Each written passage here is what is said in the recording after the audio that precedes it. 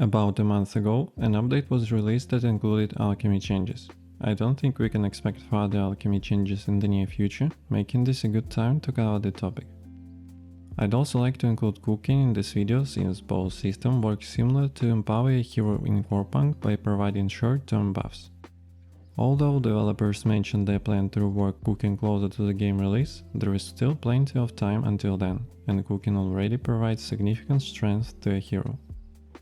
That's why I want to make this video now to show you how this system works. If needed, I can always create an update version when changes arrive. Alchemy is a fairly basic system without many complexities, while cooking is more intricate because it includes important mechanics that are not documented anywhere in the game. I'll also discuss the Pathfinder passive talent tree and campfires, both of which work closely with Alchemy and Cooking. I've included timestamps, so feel free to jump to any section that interests you. As usual, I'll start with the basics. Let's begin.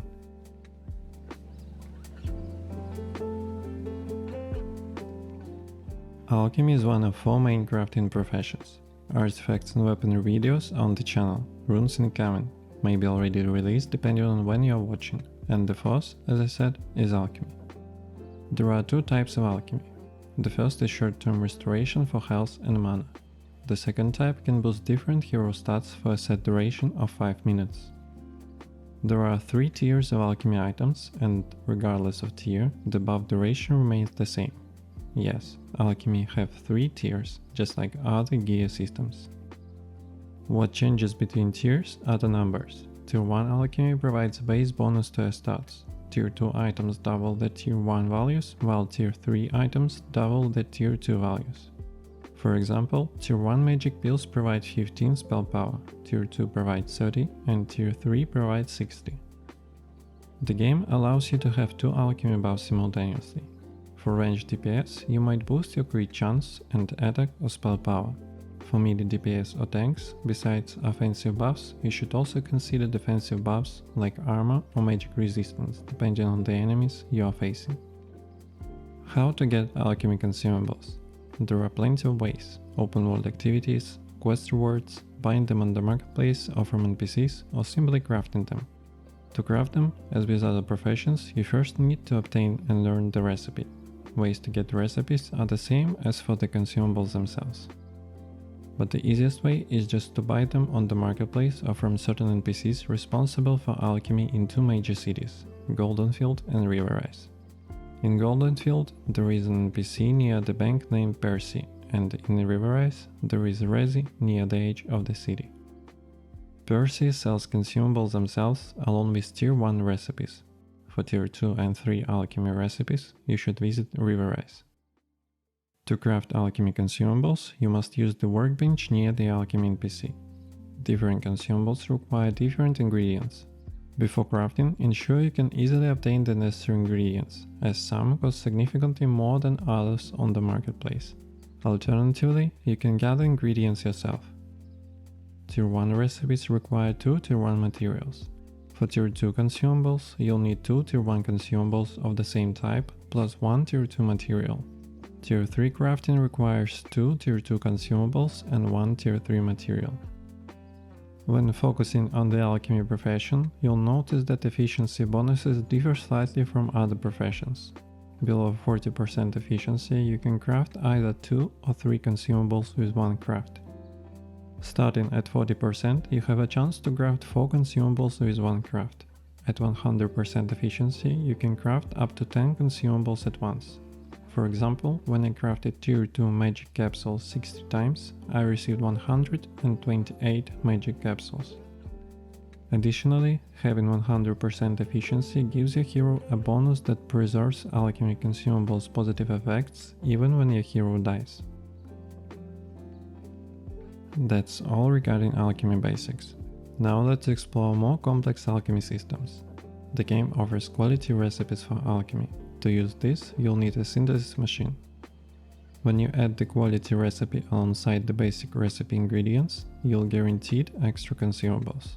Uncommon recipes provide 4 potions, rare recipes yield 6, and epic recipes generate 10. You can also upgrade recipe quality by combining them.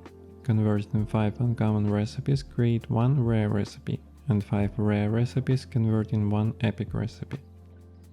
The game also features enhanced Tier 3 alchemy potions that last 10 minutes instead of the standard 5 and have a chance to trigger powerful buffs or unique effects. To craft a Catalyzed Alchemy potion in the synthesis machine, combine the normal potion ingredients plus 1 epic resource, a Grandmaster Catalyst, and the epic recipe for that potion. That concludes our overview of alchemy. If you are looking for a stable gold income, Alchemy Crafting is an excellent option.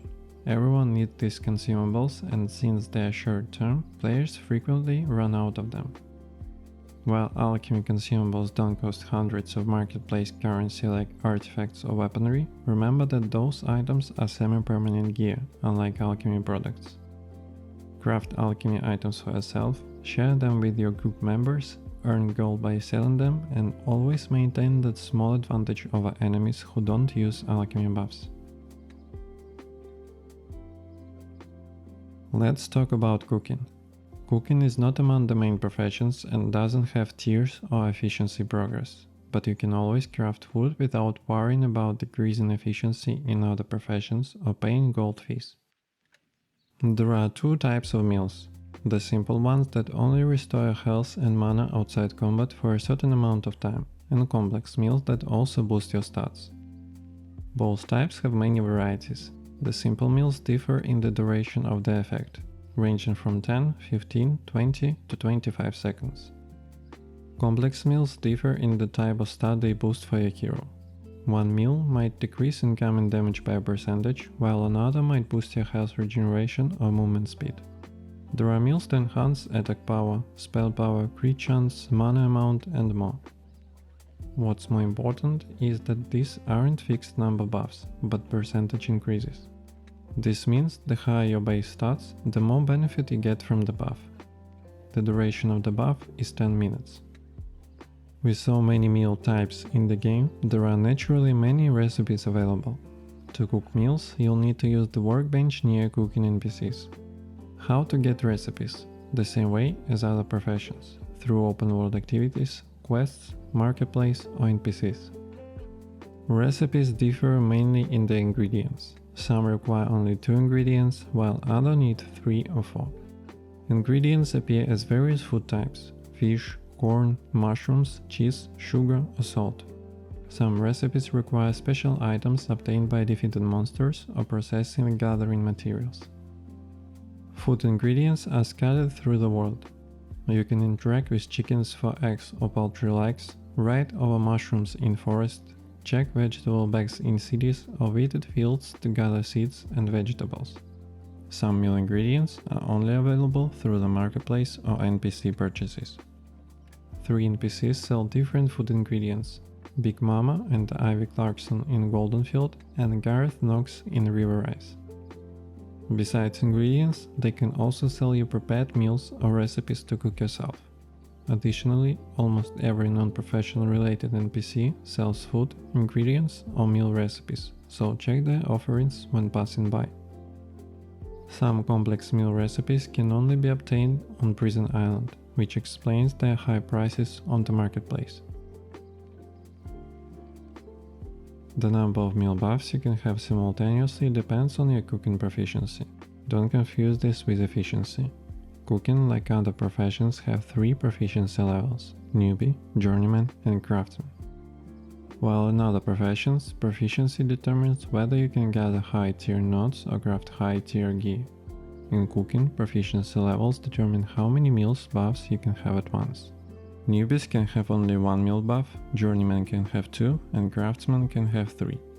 This means every player should spend some time developing their cooking skills to become stronger. Therefore, you should first increase your proficiency by crafting simple food to unlock complex meals, then continue until you reach craftsman proficiency if you want to have 3 meal buffs simultaneously.